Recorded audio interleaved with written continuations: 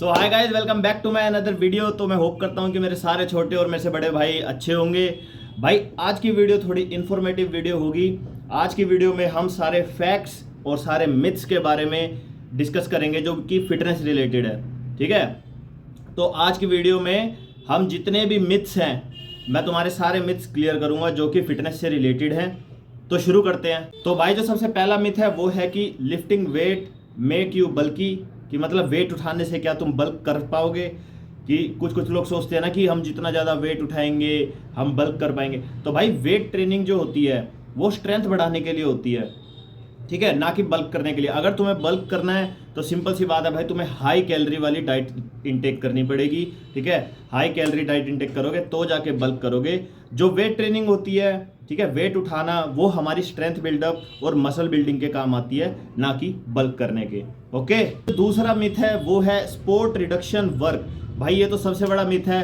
भाई असलियत इसकी ये है कि तुम कभी भी एक पर्टिकुलर मसल को टारगेट कर ही नहीं सकते वेट लॉस के लिए।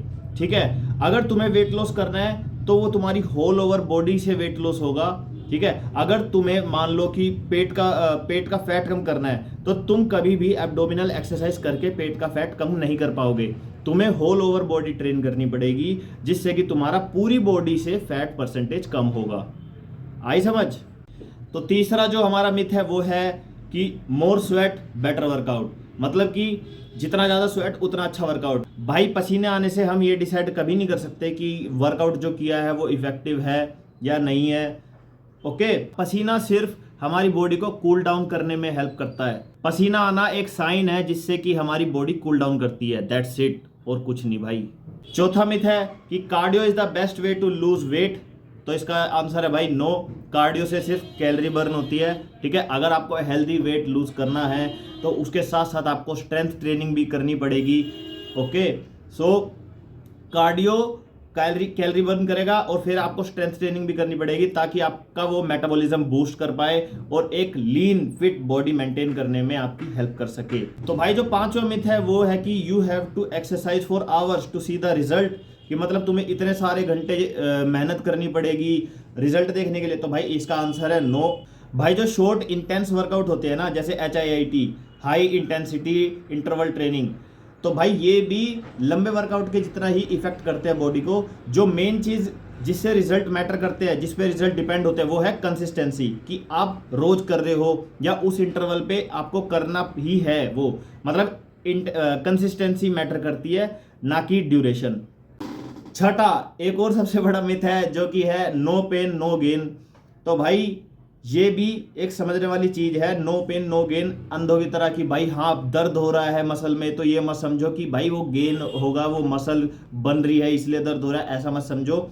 जो थोड़ा पेन होता है, ठीक है, जो सहन करने लायक पेन होता है, वो हम समझ सकते हैं कि हाँ चलो भाई कि तुमने वर्कआउट अच्छा करा है तो इसलिए मसल ज़्यादा फटीग हुई है, मसल तुम्हारी थकी हुई है, वो रिपेयर कर रही है, इसलिए वो पेन हो रहा है। ठीक है, पर हाँ अगर तुम्हारी मसल में कुछ हद से ज़्यादा ही पेन हो रहा है तो भाई वो इंजरी हो गई है। ठीक है, तुम्हारी मसल कुछ रिपेयर नहीं हो रही। तो समझो इस बात को, नो पेन नो गेन। ये मत समझो कि भाई तुम अंडा जाके वर्कआउट पेल रहे हो और उसके बाद भाई दर्द हो रहा है और बाद में पता लग रहा है 1-2 हफ्ते बाद कि भाई तुम तो इंजरी करवा के बैठे हो भाई अपने शोल्डर में, अपने भाई यहाँ पे आर्म्स में। तो इस बात को समझो। सातवां जो हमारा मिथ है वो है कि crunches will give you 6 pack abs. तो भाई इसका आंसर भी है नो, क्योंकि क्रंचेस से जो भी हम एब्डोमिनल एक्सरसाइज करते हैं, ठीक है, उससे हमारी एब्डोमिनल स्ट्रेंथ बढ़ती है। ठीक है, ना कि हमें एब्स होते हैं। जो एब्स होते हैं भाई, एक सबसे बड़ी कहावत है कि abs are made in the kitchen, कि भाई रसोई में ही एब्स बनते हैं। जब अपना मुंह बंद रखोगे ना, डाइट पे काबू रखोगे, तो अपने आप एब्स दिखने लग जाएंगे। जो क्रंचेस सिटअप्स पिटअप्स ये सब करने से सिर्फ और सिर्फ हमारा कोर स्ट्रॉन्ग होता है। आठवां जो है हमारा मिथ वो है कि मोर प्रोटीन मोर मसल, कि भाई जितना ज़्यादा प्रोटीन खाएंगे उतना ज़्यादा मसल बनेगा। भाई ये सब फालतू की चीज़ है, ये सब ऐसा कुछ नहीं होता। ठीक है, आप अपनी वर्कआउट के हिसाब से, आपकी बॉडी, हर किसी की बॉडी को उतना अलग अलग प्रोटीन रिक्वायरमेंट होती है। आप अपने वर्कआउट से कंबाइन करके उस प्रोटीन रिक्वायरमेंट को पूरा करो जितनी तुम्हारी डेली रिक्वायरमेंट है। ठीक है, तुम जितना ज़्यादा वर्कआउट करो, जितना ज़्यादा प्रोटीन खाओगे उतना गेन होगा मसल ना। ऐसे तो भाई एक एक दिन में बंदे डिब्बे डिब्बे खा खा के एक दिन में ही वेट गेन कर लेते, मानते हो? तो भाई लिमिट में जितना तुम वर्कआउट कर रहे हो, अपने ट्रेनर से बात करो, ठीक है? वो तुम्हें बताएगा कि भाई तुम्हारी बॉडी को कितना प्रोटीन नीड, मतलब कितने प्रोटीन की ज़रूरत है। ओके, तो 1 स्कूप 2 स्कूप सुबह लेना है, शाम को लेना है, तो अपने ट्रेनर से बात करो और प्रोटीन लिमिट में हिसाब से खाओ। जो हमारा नोवा मिथ है वो है you should stretch before every workout. तो भाई इसका आंसर भी है नो, क्योंकि भाई जो जैसे कि बंदे स्ट्रेचिंग करते हैं, ये स्टैटिक स्ट्रेचिंग कहते हैं, जो कि एक जगह बैठे बैठे होती है। तो भाई इससे तुम्हारी मसल वीक होगी और कुछ नहीं होगा। तुम जैसे जिम जाते हो तो शुरुआत में एक नॉर्मल सी स्ट्रेचिंग वर्कआउट कर सकते हो, जिसे डायनेमिक स्ट्रेचिंग कहते हैं, जिसमें हमारे बॉडी पार्ट अच्छे से मूव करते हैं, जैसे कि लेग स्विंग्स हो गए, ठीक है, रिस्ट रोटेशन हो गए, शोल्डर रोटेशन, बस ये सब थोड़ा सा वार्म अप के लिए कर सकते हो। ओके, तो इससे तुम्हारा अच्छा खासा वार्म अप हो जाएगा, उसके बाद तुम सीधा अपना वर्कआउट स्टार्ट कर सकते हो। तो 10वां जो हमारा लास्ट मिथ है वो है कि if you stop working out, जो तुम्हारा मसल है वो फैट में कन्वर्ट हो जाएगा। तो भाई इसका आंसर भी है नो, क्योंकि भाई मसल्स और फैट भाई दोनों बहुत अलग अलग चीज़ है। ओके, तो जब तुम वर्कआउट करना बंद करोगे तो तुम्हारा जो मसल है वो मसल लॉस होगा, कॉमन बात है भाई, तुम वर्कआउट नहीं कर रहे तो मसल लॉस होगा।